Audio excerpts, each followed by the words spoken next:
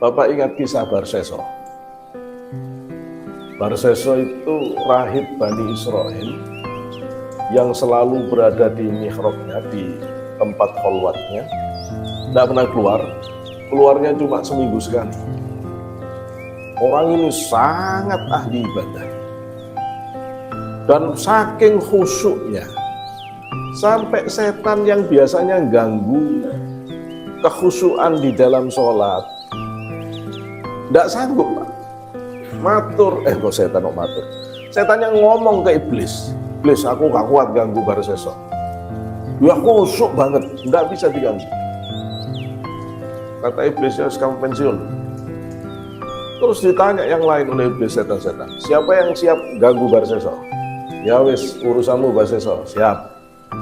Dia langsung merubah diri jadi pemuda yang alim.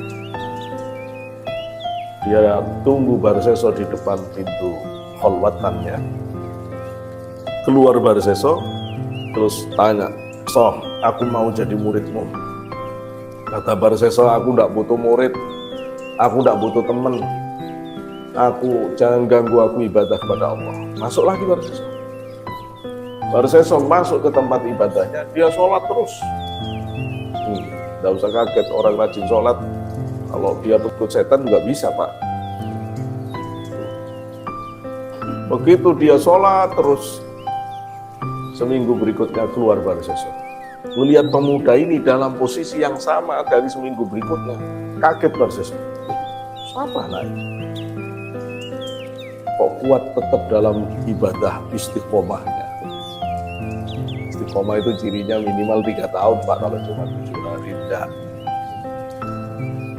Maka ketika dia terus ngelihat Barseso ada, berhenti dia. Terus ngomong lagi, "So, aku ingin jadi muridmu, tolong terima." Kata Barseso, "Khusus kamu boleh, yang lain tidak boleh." Masuk di dalam ibadah sama Barseso. Oh, Barseso kuat ibadah. Tapi ini lebih kuat dong setan, no? Dan ternyata Barseso itu ahli puasa. Sehari kuat gak makan Barseso.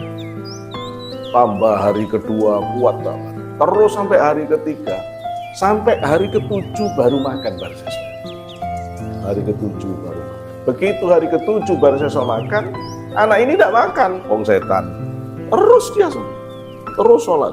Sampai 40 hari dia tidak makan-makan, Barseso udah keder. Kata Barseso, kalah aku sama anak ini. Ternyata dia bukan orang biasa, orang hebat. Setan tahu Barseso udah keder. Terus kata setan ini, "Dah, saya mau keluar dari sini." "Loh, jangan ya, Mas. Udah, aku tahu ilmumu tidak seberapa, cuma puasa 7 hari. Apa? Ibadahmu yang gitu-gitu. Sudah ada tidurnya, aku nggak tidur-tidur. Sudah ada apa-apanya kamu. Sudah tahu saya ilmumu segini. Saya tak keluar." "Jangan, aku butuh kamu," kata Barseso, "untuk nemani aku ibadah." "Enggak, aku tidak butuh kamu. Terus gini, kalau kamu mau tak ajari satu kalimat yang kamu bisa nolong orang, menyembuhkan macam-macam." Kata Barseso, "Enggak, aku tidak butuh itu. Aku cuma butuh ibadah khusyuk kau." Dikritik sama setan. "Apa gunanya kamu sujud, wirat-wirit, Quran. Ada orang sakit gak bisa nyembuhin, ada orang minta penglaris gak bisa doain, ada orang gak kawin-kawin kamu gak bisa. Apa gunanya? Gak bisa bantu orang ibadah tok.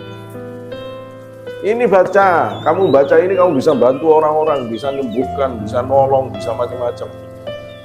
Diterima, Pak, bacaannya. Begitu diterima, Barseso bil hakikoh sudah jadi muridnya setan. Karena sudah ngambil guru. Coba lihat Nabi Isa. Nabi Isa itu iblis pernah goda Nabi Isa. "Qul la ilaha illallah." "Ya Isa, qul la ilaha illallah." Nabi Isa, ngomong la ilaha illallah. Nabi Isa diem kok. Sampai 3 kali. Diem. Akhirnya iblisnya jengkel. "Kamu loh tak suruh ngomong kalimat tauhid, tidak mau." Kata Nabi Isa, "Memang saya gendeng kok. Kalau saya ngomong ngikuti kamu, berarti saya muridmu. Meskipun itu kalimat thayyibah. Iblis ngelawan Nabi, ya enggak apa-apa, ya kalah iblis. Terus mulai Pak, teknik penyesatannya. Orang-orang dibuat sakit. Wadah sakit ini, sakit itu. Dihembuskan pikiran. Datang itu Syekh Barseso. Wah, akhirnya rame Pak. Seminggu sekali semua orang yang sakit, yang buta, yang lepra, yang butuh ini itu sudah siap nunggu Barseso keluar. Dia sembuh semuanya. Pulang, yang buta ngelihat yang luas terkenal. Sain turun negeri terkenal bahwa ini walinya Allah paling top, bisa menyembuhkan apapun penyakit. Kemudian tidak sampai di situ, setan Abiyat ini dia cari putri raja, dicekik, sakit, tidak ada yang bisa menyembuhkan. Dia berubah jadi orang tua, tabib tua. Terus dia bilang kepada kerajaan, aku ini tabib Solo. Izinkan aku ngobati anak raja. Diizinkan. Yo buat ini, ada mantra-mantra, macam-macam. Terus memang dibuat tidak bisa menyembuhkan. Akhirnya kata setan, aduh ini sakitnya parah. Tidak ada di dunia ini yang bisa menyembuhkan ini, kecuali satu orang, Syekh Barseso. Bawa anak ini ke sana kalau bisa. Kalau tidak ada yang bisa menyembuhkan. Kurang ajar itu. Dibawa ke Barseso. Semua orang tahu Barseso itu orang alim. Dibawa masuk ke ruangan Barseso. Barseso jangankan nolong, ngelirik aja tidak mau. Barseso itu orang khusyuk. Meskipun ada orang anak perempuan di situ nggak dilirik, terus saja. Wah, kata setan Abiyat terus ini. Dibisikin Barseso, so, kamu katanya alim, makomnya tinggi di sisi Allah. Apa salahnya kamu doakan dia? Kalau bahasa Quran, wa ta'awanu 'alal birri wat taqwa. Apa gunanya kamu punya ilmu tinggi kalau tidak mau doakan orang? Oh ya didoakan, kasihan orang sakit udah dibawa ke sini, kamu nggak ada perhatiannya. Kena Barseso. Iya juga ya. Udah tak doakan. Begitu Barseso mau melihat perempuan ini, disingkap auratnya oleh setan. Barseso itu alim, top, hebat, nggak bisa diganggu setan, di atas sajadah. Tapi belum kebukti ngadepi perempuan cantik. Ayo, banyak orang alim di atas sajadah, Pak. Begitu ketemu perempuan cantik, bingung kawin lagi. Ya memang masih di situ makomnya. Ya ikhlas kambing. Ya wis begitu. Seneng kawin lagi. Ada orang yang bagus di atas sajadah, begitu dikasih jabatan, motiar. Ya, motiar. Saya kalau ada kiai, ada ustadz atau habib, ceramah, kerasnya ngeritik orang yang mendapatkan jabatan. Sementara dia belum pernah jabat apapun. Wah, lambe tipis, Pak. Semua orang juga bisa ngomong. Coba kamu jadi pimpinan yang jujur, yang amanah, ingin tahu saya. Dikira gampang aja ngelola. Nggak gampang, Pak. Nggak gampang. Ya, untuk bisa lurus itu nggak gampang. Maka Barseso kemudian melihat auratnya, kepancing sahabatnya, jatuh zina.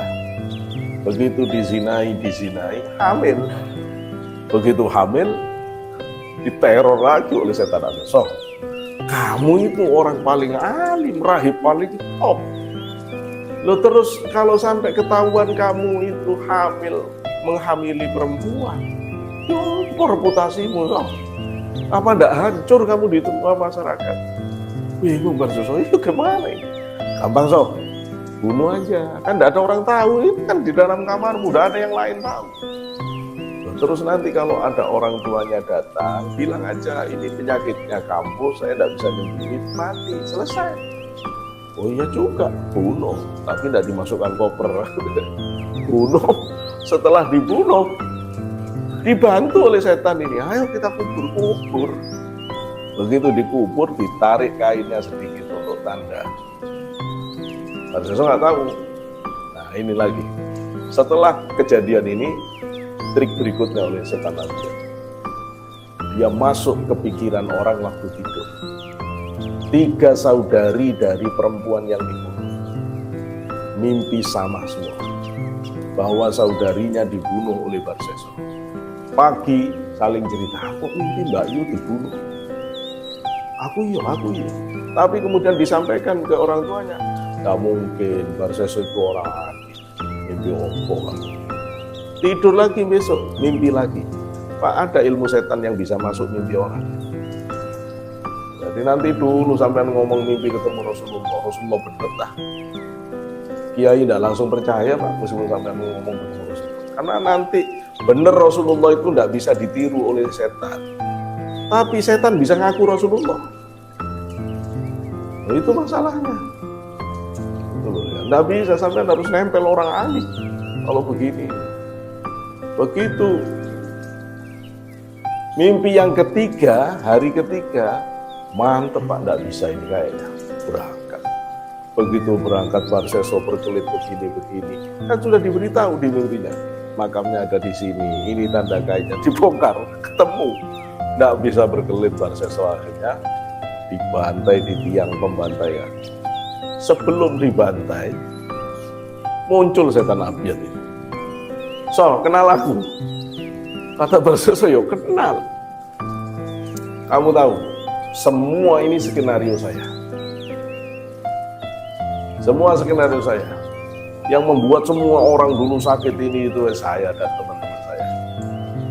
Terus dibawa ke sini nyembuhkan, bukan kamu, so. Ya teman-temanku tak suruh pergi. Yang membuat perempuan ini sakit, pokoknya temanku yang nyekik, so. Bukan kamu yang diterima doanya, enggak, terus tak suruh lepas cekikannya, saya hadiah. Yang beritahu mereka bahwa kamu sudah bunuh itu aku. Kamu tidak bisa apa-apa. Tak bongkar aibmu, hancur kamu di depan seluruh orang Israel. Kami Israel. Saya, kalau kamu mau nurut aku, baru tak tolong, tak selamatkan. Kata Barseso, asal aku selamat, aku siap nurut kamu. Kata setan Abiyat, kalau gitu kamu sujud, ya aku. Kata Barseso, gimana aku sujud? Aku sedang di tiang pembantaian. Kata Barseso, beri isyarat, kedip matamu sebagai tanda sujud kepadamu. Asal aku selamat, aku siap. Kata Barseso, kedip Barseso. Begitu kedip, iblis dan seluruh setan tertawa. Apa kata iblis? Barseso yang sholatnya khusyuk, sampai malaikat tukang ganggu sholat khusyuk saja sudah tidak sanggup merusak sholat khusyuknya. Sekarang sudah menyembah setan. Dikira gampang jaga kekhusyuan, jaga istiqomah. Ya Pak, tanpa pertolongan Allah tidak bisa orang bisa lurus. Ya, tanpa gandengan dengan orang-orang yang juga lurus di jalan Allah, tidak bisa kita lurus. Maka perlu guru, perlu komunitas orang yang baik supaya kita tetap baik. Mudah-mudahan majelis ini termasuk majelis yang dijaga oleh Allah sehingga kita senantiasa bisa bersama-sama beribadah, menjalankan istiqomah kita dalam